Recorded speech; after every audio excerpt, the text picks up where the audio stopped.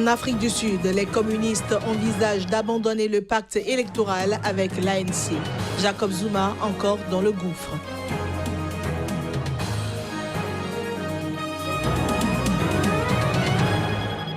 En Centrafrique, les autorités locales d'Obo craignent une recrudescence des violences.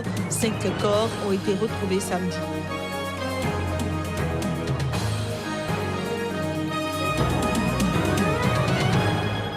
Au Niger, le président Issoufou Mahamadou se préoccupe de l'assainissement de Niamey.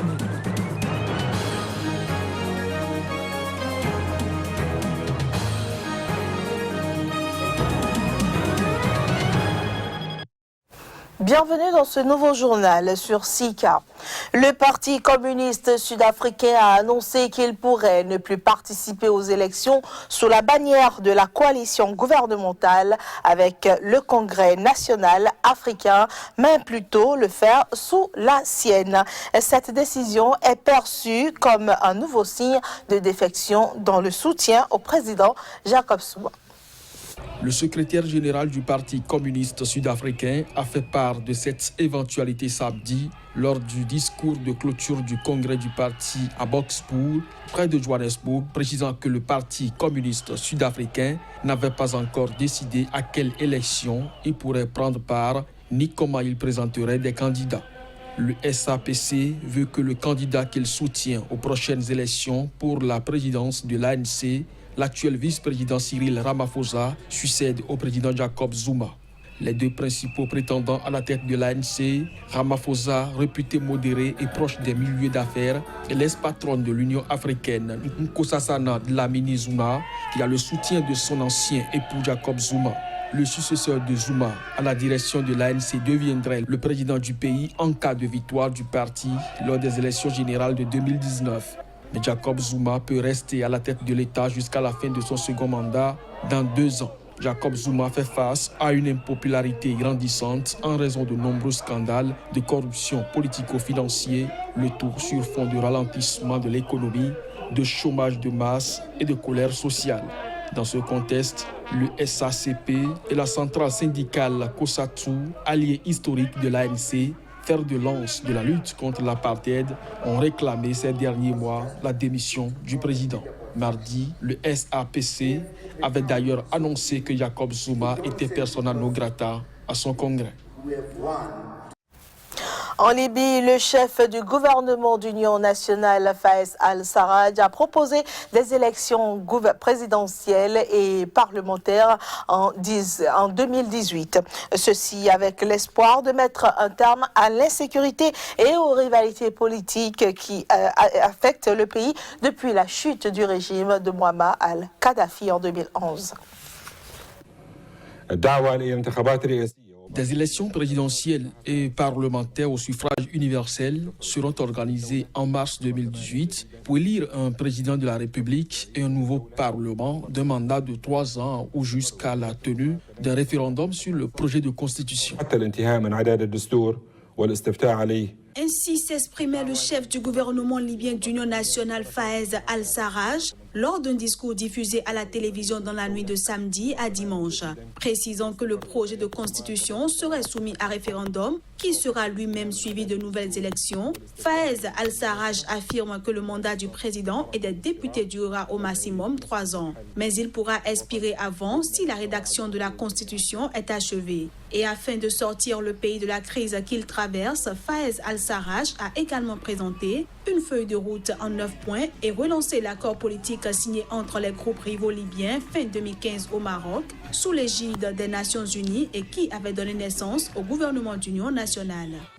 Nous avons affirmé à maintes reprises que nous ne sommes pas partis au conflit, mais souhaitons faire partir de la solution. Une nation se construit avec l'aide de tous ses citoyens.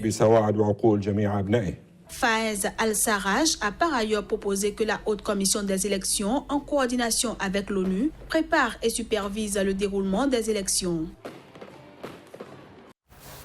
Assainissement et salubrité en Ukraine, autrefois connue pour ses bâtiments majestueux, ses rues pavées et sa vieille ville remarquablement préservée. Elles vivent une cité dans l'ouest de l'Ukraine et depuis plus d'un mois débordée par d'impressionnants tas d'ordures qui font sa notoriété. Alors que 700 000 habitants y vivent, les poubelles n'ont pas été ramassées depuis mai. Résultat, la puanteur fait fuir les touristes et la prolifération des rats menace la santé publique. Les médecins partagent l'inquiétude des habitants, soulignant que la situation fait peser des risques sanitaires. Les autorités locales et le gouvernement se rejettent mutuellement la responsabilité de cette crise pendant que les déchets s'empilent dans la rue. Nous poursuivons ce journal. Cette fois-ci, nous faisons un tour par la République de Côte d'Ivoire. 3 soldats ont été radiés de l'armée ivoirienne au lendemain de troubles dans 2 camps militaires à Abidjan et Korogo, où 3 militaires ont été tués. L'annonce a été faite par le chef d'état-major général des armées dimanche. Il s'agit des caporaux Fani Amidou, Konaté Yanoua et Traoré Abdoulaye. Dans la nuit de vendredi à samedi, des soldats ont cru devoir exprimer des récriminations en se servant de leurs armes dans la commune d'Abobo et dans la ville de Korogo, avait annoncé le général Touré dans un communiqué samedi. Les forces de défense et de sécurité sont immédiatement intervenues pour mettre fin à ces agissements, poursuivait le test, précisant qu'il y a eu 3 morts, 3 blessés et 3 interpellés à Korogo, ainsi que 3 personnes interpellées à Abobo. Les auteurs de tels agissements seront purement et simplement radiés des effectifs et mis à la disposition de la justice, avait déclaré le général Touré. Selon une source proche de l'armée ivoirienne, les tirs de la nuit auraient été le fait de militaires mécontents. En janvier puis en mai, la Côte d'Ivoire a connu des mutineries d'anciens rebelles intégrés dans l'armée et réclamant le paiement de primes promises. Environ 6 000 anciens rebelles démobilisés qui n'ont pas été intégrés à l'armée ont eux aussi réclamé des primes sans succès. 4 d'entre eux avaient été tués en mai lors de l'intervention des forces de l'ordre pour disperser leurs mouvements. 5 corps en putréfaction ont été découverts samedi aux alentours d'Obo. Là, nous sommes au sud-est de la Centrafrique. Depuis le départ d'Obo en avril et mai des forces spéciales américaines puis des forces ougandaises, les autorités locales craignent une recrudescence des violences. Seul un détachement des forces armées centrafricaines, FACA, sécurise aujourd'hui Obo, situé non loin de la frontière avec le Soudan du Sud, avec la République démocratique du Congo. En juin, 2 militaires des FACA avaient été tués non loin d'Obo. Puis au Niger à présent, le président Issoufou Mahamadou est préoccupé par l'assainissement et l'embellissement de la capitale. Il a effectué dans ce cadre une visite de terrain et il a effectué cette visite dans certains chantiers, places publiques également et édifices de la capitale. L'impression du chef de l'État nigérien était mitigée à la fin de sa visite. Le reportage de notre correspondant au Niger, Abdul Karim Mahamadou. Le président nigérien Issoufou Mahamadou en visite ici sur le chantier du 3e échangeur de la capitale. Un échangeur qui portera le nom du feu président Djori Amani et qui entre dans le cadre de son programme Niamey-Niala ou Niamey-La Coquette. À ce niveau, le chef de l'État s'est dit très satisfait du taux d'exécution des travaux. Les travaux se déroulent normalement. On est déjà à 65% de taux d'exécution et d'après ce qui m'a été dit, les travaux vont finir dans les délais. Je suis totalement satisfait de l'évolution du chantier. Cela est une preuve que pour la ville de Niamey, l'État central fait beaucoup d'efforts. Par ailleurs, en ce qui concerne l'assainissement de la ville de Niamey dévolue aux collectivités, le président Issoufou Mahamadou a été très déçu par le visage qu'offre la ville aux visiteurs. Ce sont des tonnes d'ordures d'immondices qui jonchent les rues, quartiers et marchés et même des sous-sols de certains bâtiments administratifs abritant des ministères. Ce qui me préoccupe au niveau de la ville de Niamey, c'est que la ville de Niamey étouffe sous les déchets. Il y a des ordures un peu partout. Des caniveaux sont bouchés. Cela provoque un mauvais drainage des eaux de pluie. Cela provoque des inondations avec effondrement des maisons, avec des pertes en vie humaine. Le président Issoufou a révélé que certaines grandes opérations de salubrité ont été faites nuitamment à la veille de sa visite. Ce n'est pas moi qu'il faut servir, mais les populations de Niamey qui vous ont élus, a dit le chef de l'État aux différents maires. Mais l'État central prendra ses responsabilités et des instructions ont été données au ministre de l'Intérieur, séance tenante. Lomé, la capitale du Togo, a abrité la semaine dernière la 11e session ordinaire du Conseil des ministres des Affaires étrangères du Conseil de l'Entente. C'était en présence du président de la commission de la CEDEAO. Suivez.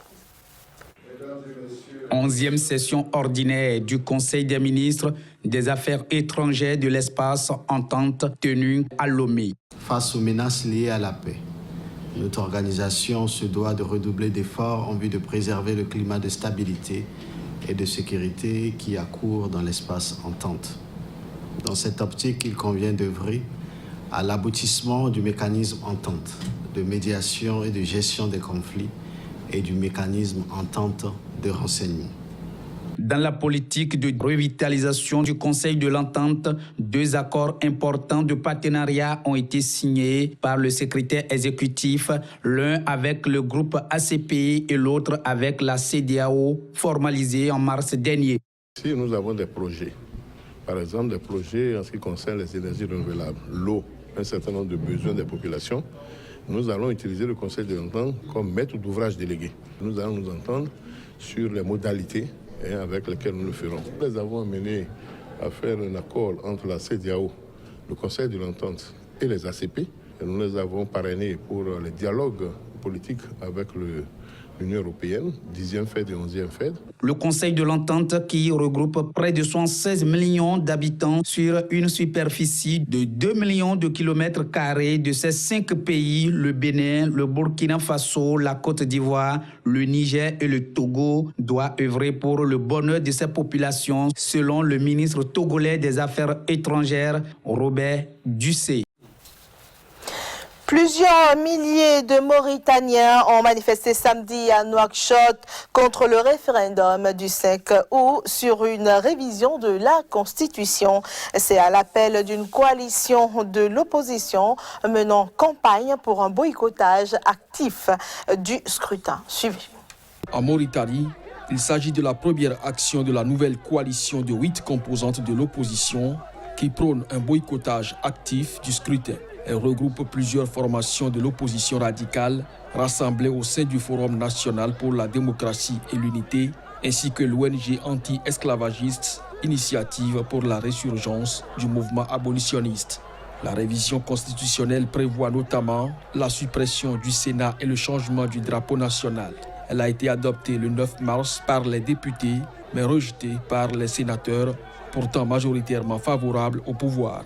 La décision du président Mohamed Ould Abdelaziz de passer outre le rejet du projet par la voie parlementaire en le soumettant au référendum a provoqué la controverse, l'opposition et plusieurs constitutionnalistes constatant la légalité de cette procédure. Le chef de l'État s'est engagé à plusieurs reprises à ne pas tenter de modifier la limitation à 2 du nombre de mandats présidentiels, assurant qu'une constitution ne peut être changée pour des intérêts personnels sans parvenir à faire taire les soupçons de l'opposition à ce sujet. Le projet de révision a été élaboré lors d'un dialogue entre le pouvoir et l'opposition dite modérée en septembre-octobre 2016. Le pouvoir et l'opposition modérée appellent à voter oui le 5 août. Outre la suppression du Sénat, qui serait remplacé par des conseils régionaux élus, le projet prévoit celle de la Haute Cour de justice, du médiateur de la République et du Haut Conseil islamique. Arrivé au pouvoir par un coup d'État en 2008, l'actuel président, un ancien général, a été élu en 2009, puis réélu en 2014 pour 5 ans. Nous avons présenté cette édition avec grand plaisir, mesdames et messieurs. Restez en compagnie des programmes de SICA. Au revoir.